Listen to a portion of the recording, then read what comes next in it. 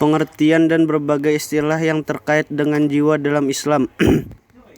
Kata jiwa berasal dari bahasa an-nafs. Dalam kitab Lisan al-Arab, Ibnu Manjur menjelaskan bahwa kata an-nafs dalam bahasa Arab digunakan dalam dua pengertian, yakni nafs pengertian nyawa dan nafs mengandung makna keseluruhan dari sesuatu dan hakikatnya menunjuk kepada diri pribadi. Secara istilah, kata jiwa juga dapat merujuk pada beberapa pandangan ulama filsuf muslim.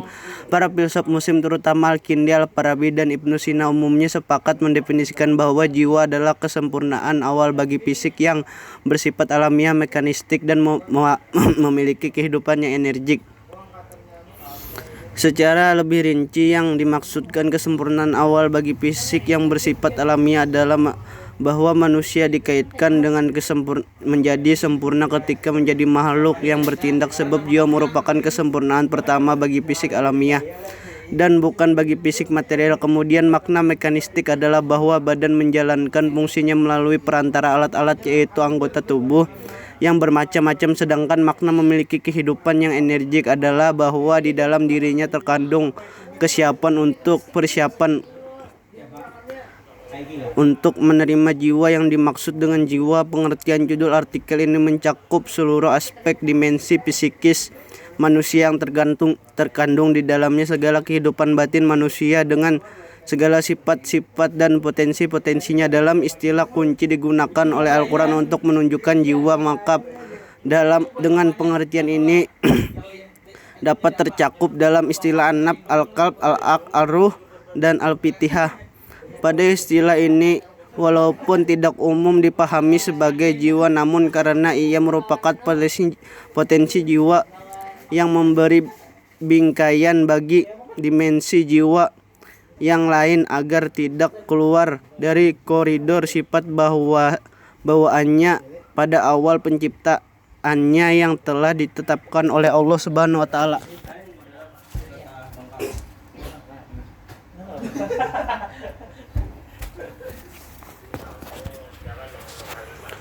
Dalam Kamus Besar Bahasa Indonesia, nafsu dipahami dengan dorongan hati yang kuat untuk berbuat kurang baik. Padahal dalam Al-Quran, nafs tidak selalu berkonotasi buruk. Pengertian seperti ini sejalan dengan apa yang dipahami oleh para sufi. Menurut Al-Ghazali, dalam pandangan sufi, an-nafs merupakan kumpulan sifat-sifat tercela. Oleh karena itu, bagi para sufi, jihad paling utama adalah jihad melawan nafsu. Selanjutnya, kontribusi filsafat jiwa Islam dalam kajian psikologi. Pandangan tentang potensi manusia yang komprehensif mendapat perhatian yang khusus dalam kajian filsafat Islam. Persoalan kejiwaan dalam kajian filsafat Islam dibahas secara mendalam oleh para filsuf muslim, mulai aspek hulu hingga hilir, yakni mulai argumentasi atau bukti akan hakikat dan keberadaan jiwa yang tentunya sangat teoritis, filosofis, potensi-potensi jiwa yang dapat dikembangkan, hatta metode-metode praktis yang dapat digunakan dalam terapi langsung, persoalan-persoalan yang menyangkut kejiwaan. Pandangan teoritis yang mendahului aspek praktis akan memungkinkan kesimpulan yang lebih utuh dan mendasar, dan mengambil alternatif pemecahan. Sebagai ilustrasi tentang bagaimana pemikir teoritis mengenai keberadaan jiwa yang dikemukakan oleh ilmuwan muslim diungkapkan dengan cukup menarik oleh Ibrahim Madkur. Menurutnya, tidak ada karya Arab yang berpengaruh hebat dalam pemikiran Latin sehebat kitab An-Nafsnya Ibnu Sina. Psikolog berasal dari bahasa Yunani fisik yang artinya jiwa. Logos berarti ilmu pengetahuan. Jadi secara etimologi, psikologi berarti ilmu yang mempelajari tentang jiwa, baik mengenai gejala, proses, maupun latar belakangnya. Metode idealistik yaitu metode yang lebih mengutamakan penggalian psikologi Islam dari ajaran Islam sendiri. Metode ini menggunakan pola deduktif dengan cara menggali premis mayor sebagai postulasi yang digali dari Al-Quran dan hadis. Filsafat Islam sebagaimana dipahami oleh filsuf muslim klasik dimaknai sebagai pengetahuan tentang hakikat segala sesuatu. Hakikat segala sesuatu di sini termasuk tentunya juga jiwa. Psikologi juga pada awalnya dimaknai sebagai kajian tentang jiwa. Psikologi berperan untuk merumuskan hakikat jiwa yang proses penggaliannya didasarkan atas pendekatan spekulatif.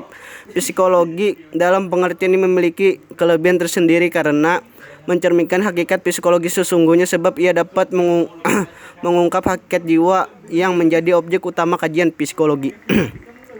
Kajian psikologi secara umum mengkaji perilaku manusia, namun secara khusus kajian psikologi memiliki ciri khas yang tidak dimiliki aliran psikologi lainnya. Bahrudin mengungkapkan bahwa psikologi Islam adalah sebuah aliran baru dalam psikologi yang mendasarkan seluruh bangunan teori-teori dan konsep-konsepnya kepada Islam. Psikologi Islam juga mengkaji jiwa dengan memperhatikan badan, keadaan tubuh manusia, jadi merupakan cerminan jiwanya. Ekspresi hanyalah 8 salah satu fenomena kewajiban.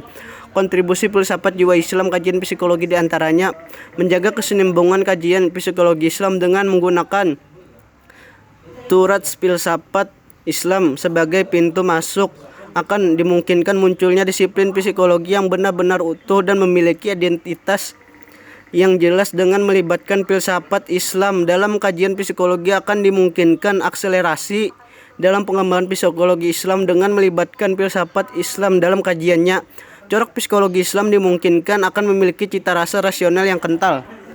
Selanjutnya filsafat jiwa Al-Kindi.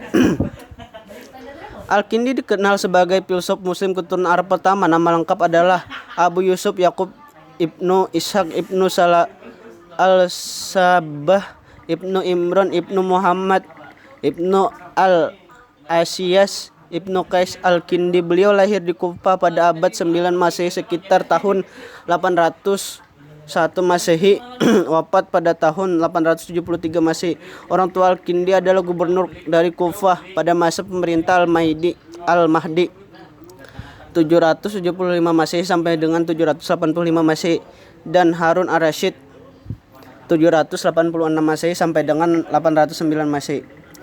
Dari Bani Abbas, akan tetapi beberapa tahun setelah kelahiran Al-Kindi ayahnya meninggal dunia. Ishaq Ibnu Asabah. Al-Kindi adalah keturunan suku Kindah Yaman di bagian Arab Selatan. Sejak dulu menempati daerah selatan Jazirah Arab yang tergolong memiliki apresiasi kebudayaan yang cukup tinggi dan banyak dikagumi orang. Ia lahir di tengah keluarga yang kaya akan informasi kebudayaan dan berderajat tinggi serta terhormat di mata masyarakat. Bangunan pemikiran filsafat Al-Kindi merupakan refleksi doktrin-doktrin yang diperolehnya dari sumber-sumber Yunani klasik dan warisan Neoplatonis yang dipadukan dengan keyakinan agama yang dianutnya. Oleh karena itu, basis pemikiran filsafat mendasari keseluruhan pemikiran Al-Kindi ditemukan dalam risalah Fi Al-Hudat Al-Asya.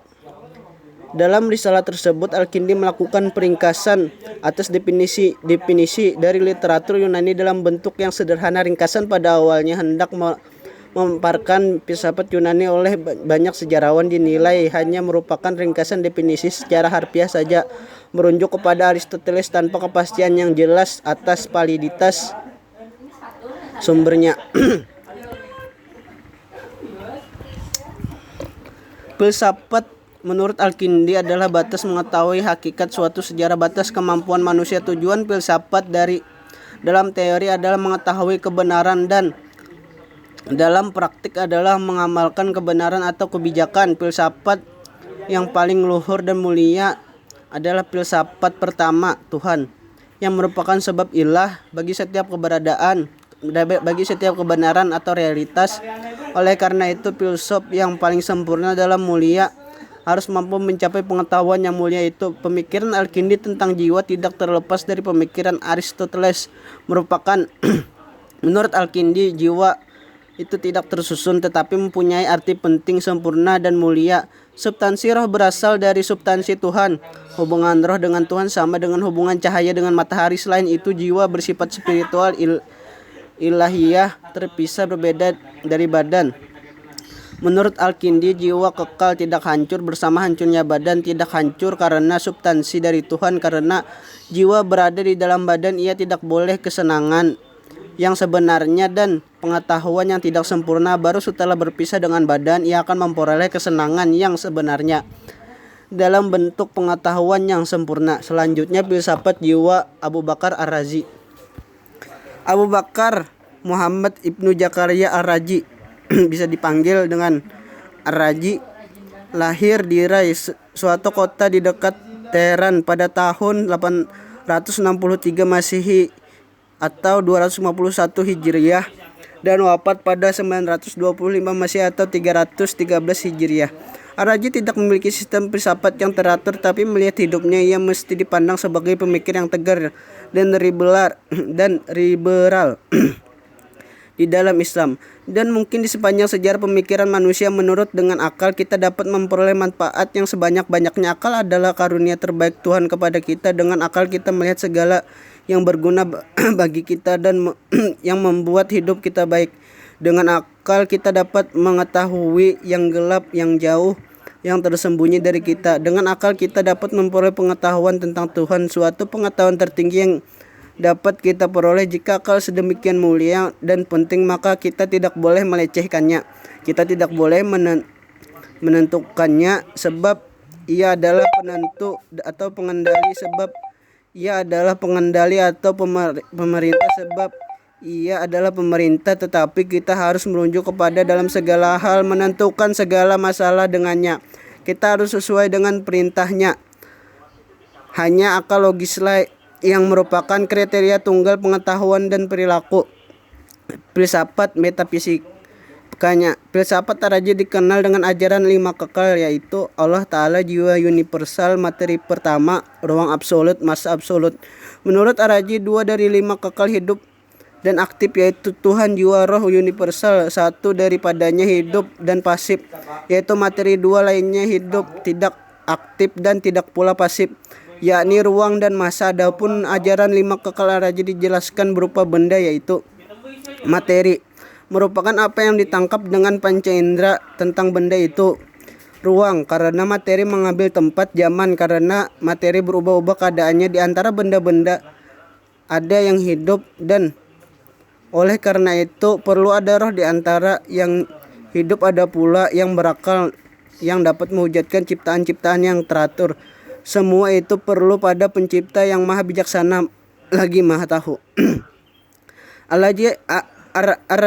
Al-Razi adalah filsuf yang hidup ketika manusia itu mendewa-dewakan akal. Keterlibatan Al-Razi dalam filsafat telah banyak mengilhami para pemikir lain, termasuk filsuf yang sejaman dengan beliau. Keistimewaan filsafat Ar-Razi dibandingkan filsuf sebenarnya terletak pada penekanan aspek rasionalitas, terutama doktrin yang bombastis tentang 5 kekal, yaitu Tuhan, roh universal, materi pertama, ruang mutlak. Kelima ini merupakan landasan ajaran filsafatnya. Kaum Mu'tazilah, sekalipun yang dianggap sebagai paling rasional, ternyata Ar-Razi jauh lebih rasional. Ar-Razi merupakan termasuk orang yang aktif berkarya. Buku-bukunya sudah sangat banyak terkenal di kalangan filsuf. Bahkan Ar-Razi mempersiapkan sebuah katalog kemudian diproduksi oleh Ibnu Nadim. Adapun buku-buku ditulisnya mencakup ilmu kedokteran, ilmu fisika, logika, matematika, astronomi, komentar-komentar ringkasan dan ikhtisar, filsafat, dan ilmu pengetahuan, hipotesis, ateisme, dan campuran. Selanjutnya filsafat jiwa Al-Farabi. Nama asli Al-Farabi adalah Abu Nas Muhammad bin Larkan Ibnu Uzal Al-Farabi, lahir di kota Wesi tahun 259 Hijriah atau 872 masih selisih 1 tahun setelah wafatnya filsuf muslim pertama, yaitu Al-Kindi. Al-Farabi dari Iran menikah dengan wanita Turki, kemudian ia menjadi perwira Turki. Atas dasarnya itulah Al-Farabi dinasabkan sebagai orang Turki. Karir pemikiran filsafat yang menjembatani pemikiran Yunani dan Islam, terutama dalam ilmu logika, mantik, dan filsafat, sangat gemilang sehingga gelar guru kedua Al-Mu'allimusani layak disematkan. Al-Farabi berusaha membuat sintesa antara pandangan Plato dan pandangan Aristoteles terkait jiwa manusia. Mengikuti pandangan Aristoteles, Al-Farabi menyatakan bahwa jiwa manusia merupakan bentuk surah atau form bagi tubuhnya, namun tidak sekadar itu, karena materi yang tidak hancur karena hancurnya badan, Berbeda dengan Plato, Al-Farabi tidak mengikuti eksistensi jiwa manusia. Bagi Al-Farabi, jiwa manusia dipancarkan oleh akal, manakala suatu tubuh sudah siap untuk menerimanya. Ia juga mengingkari reinkarnasi jiwa, perpindahan jiwa secara berulang-ulang dari sebuah tubuh ke tubuh lain. Maka demikianlah pemikiran Al-Farabi terhadap jiwa manusia. Al-Farabi merupakan filsuf muslim, banyak meninggalkan karya penting dalam bidang digelutinya. Bahkan menurut Osman Bakar, karya Al-Farabi tersebar di setiap cabang ilmu pengetahuan yang dikenal dunia pada abad pertengahan. Dengan pengecualian dari 100 karya yang panjangnya bervariasi, yang sebagian besar masih terselamatkan, beberapa di antara karya hanya terdapat dalam terjemahan bahasa Ibrani atau Latin. Padahal Al-Farabi menulis karyanya dalam bahasa Arab dan sebagian besar karyanya ditulis di Baghdad dan Damaskus. Selanjutnya, filsafat jiwa Ibnu Miskawayh. Nama lengkap Ibnu Miskawayh adalah Abu Ali Al-Khazin Ahmad Ibnu Muhammad Ibnu Yakub. Ibnu Miskawayh dilahirkan tahun 320 Hijriah atau 932 Masehi dan wafat pada tahun 412 Hijriah atau 1030 Masehi. Ibnu Miskawayh adalah seorang ahli sejarah, pemikirannya sangat cemerlang. Beliaulah ilmuwan Islam yang paling terkenal yang pertama menulis filsafat akhlak. Beliau juga sangat memahami model administrasi, strategi peperangan. Oleh karena itu, dalam sejarah beliau tercatat sebagai sekretaris Amirul Umara Ad-Dud Daulah 949 sampai dengan 982 Masehi. Dari Daulat Bawaihi, Baghdad menerangkan kepada perpustakaan Bait al-Hikam sebagaimana seorang yang memahami filsafat akhlak. Semua karya Ibnu Miskawayh tidak luput dari kepentingan filsafat akhlak. Sehubungan dengan itu, tidak heran jika Ibnu Miskawayh dikenal sebagai moralis. Abu Mansur At-Salabi 421 Hijriah menerangkan bahwa Ibnu Miskawayh adalah pribadi mulia yang penuh keutamaan, halus budi, ahli sastra, ahli balagah, ulet, dan sebagai penyair.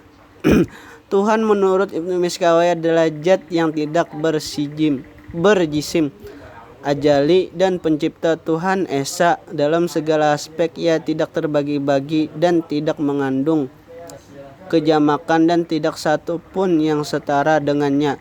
Ada tanpa diadakan dan yang tidak bergantung kepada lain, sementara yang lain membutuhkannya. Kalau dilihat sekilas, pemikiran Ibnu Miskawayh sama dengan pemikiran Al-Kindi. Hal ini tampak bahwa menurut Ibnu Miskawayh adalah zat yang tidak berjisim, ajali, dan pencipta. Adapun masalah kenabian, tampaknya tidak ada perdebatan antara Ibnu Miskawayh dan Al-Farabi dalam memperkecil perbedaan nabi dan filsuf dengan filsuf, sekaligus untuk memperkuat hubungan akal dengan wahyu. Semua manusia membutuhkan nabi sebagai sumber informasi untuk mengetahui sifat-sifat keutamaan yang teruji dalam kehidupan praktis. Nabi adalah membawa ajaran suci dari Tuhan. Menurut Ibnu Miskawayh, moral atau akhlak adalah suatu sikap mental mengandung daya dorong untuk berbuat tanpa berpikir dan pertimbangan. Sikap mental terbagi dua. Ada yang berasal dari watak dan ada pula yang berasal dari kebiasaan dan latihan. Jiwa menurut Ibnu Miskawayh adalah substansi ruh hani yang kekal, tidak hancur dengan kematian jasad. Kebahagiaan, kesenangan di akhirat nanti hanya dialami oleh jiwa-jiwa bersifat imateri, karena itu berbeda dengan jasad yang bersifat materi. Jiwa menurut Ibnu Miskawayh adalah substansi yang tidak dapat diindra. Untuk memahami ini, ia selalu membedakan antara jiwa dengan materi sebagaimana yang dipahami, lebih condong kepada yang tidak dapat ditangkap dan diraba, sedangkan materi adalah memiliki bentuk yang dapat diraba. Dalam hal ini, bahwa materi tidak dibuktikan dengan panca indera, sedangkan jiwa tidak, karena bukan fisik dengan bukan bagian dari fisik maupun kondisi fisik. Sebab itu hakikatnya suatu lain karena berbeda fisik sebagai baik secara ciri-ciri maupun perilaku. Ibnu Miskawayh membangun konsep pendidikan bertumpu pada pendidikan akhlak. Ibnu Miskawayh, akhlak adalah suatu keadaan menyebabkan jiwa bertindak tanpa dipikir atau dipertimbangkan secara mendalam. Ibnu Miskawih membagi asal secara keadaan jiwa menjadi dua jenis. Pertama, alamiah dan bertolak dari watak. Kedua, tercipta mulai kebiasaan dan latihan.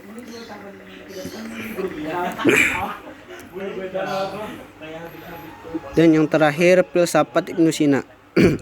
Ibnu Sina mempunyai nama lengkap Abu al-Husain Ibnu Abdullah Ibnu Hasan Ibnu Ali Ibnu Sina, atau di dunia barat dikenal dengan nama Avicenna. Ia dilahirkan pada bulan Safar di desa Afsana pada tahun 370 Masehi sampai 428 atau 428 Hijriah, 980 Masehi. 370 sampai 428 Hijriah atau 980 atau 1000 sampai 1037 Masehi. Sebuah desa dekat dengan Bukhara, kini termasuk wilayah Uzbekistan. Pada masa sebuah dinasti Persia di Asia Tenggara, di Asia Tengah, ibunya yang bernama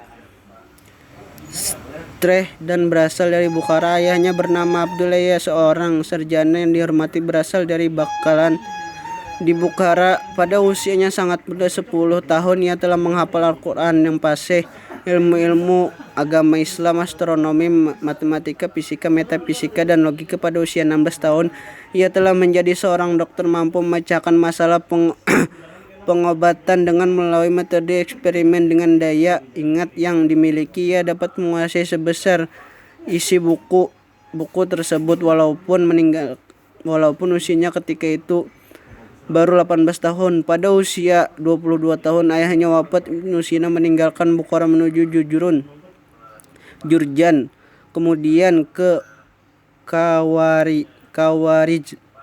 Akibat kekacauan politik, ia berpindah dari suatu daerah ke daerah lainnya. Pemikiran Ibnu Sina, filsafat emanasi al-Faid. Ibnu Sina memecahkan teori emanisi pancara. Sebelum teori emanisi ini bukanlah berasal murni hasil renungan Ibnu Sina, tetapi berasal dari Neoplatonisme yang menyatakan hal ini terwujud alam padahal pancaran dari yang esa. Filsafat jiwa an-nafs. Jiwa adalah sesuatu yang gaib, hakikatnya hanya bisa diketahui oleh selain dari itu hanyalah ijtihad dan dugaan yang sama sekali tidak mengandung kebenaran. Ibnu Sina, salah seorang filosofis yang masyhur, telah mencapai beberapa pemikiran yang besar tentang jiwa manusia. Dia mengatakan jiwa tidak mati karena kematian tubuh. Filsafat kenabian al-nubuwah, sebagai mana telah disebutkan di atas bahwa akal mempunyai 4 tingkat. Yang paling rendah adalah akal material, al-aqliyah. Ada kalanya Tuhan menganugerahkan kepada manusia akal material besar kuat. Menurut Ibnu Sina diberi filsafat al-wujud. Dalam pembuktian ekspektasi Tuhan, Ibnu Sina menempuh jalan yang agak berbeda dengan jalan yang ada dalam agama, juga dengan dalil para teolog ahli mutakalimin, dengan tidak tertitik tolak pada konsep alam baharu. Karya Ibnu Sina meliputi logika, kedokteran, filsafat, matematika, astronomi, geometri, etika, politik, tafsir, kesusastraan, dan musik. Asy-Syifa. Buku ini adalah buku filsafat terpenting dan terbesar dari Ibnu Sina dan berdiri dari 4 bagian, yaitu logika, fisika, matematika, dan filsafat atau dalam kurung ketuhanan. Najat. Buku ini merupakan ringkasan buku Asy-Syifa dan pernah diterbitkan bersama dengan buku Al-Kanun dalam ilmu kedokteran, Al-Isyarat wa Tanbiyat. Buku ini adalah buku terakhir yang paling baik dan pernah diterbitkan di Leiden. Al-Hikmat Al-Masyrikiyah. Buku ini banyak dibicarakan orang karena memuat bagian logika, Dan yang terakhir Al-Qanun atau Canon of Medicine. Menurut penyebutannya orang-orang barat, buku ini pernah diterjemahkan ke dalam bahasa Latin dan pernah menjadi buku standar Universitas Eropa. Sekian penyampaian review materi dari saya atas nama Aslaf Waidi, Prodi Psikologi Islam Lokal C, untuk memenuhi UTS Filsafat Jiwa Islam. Sekian, terima kasih.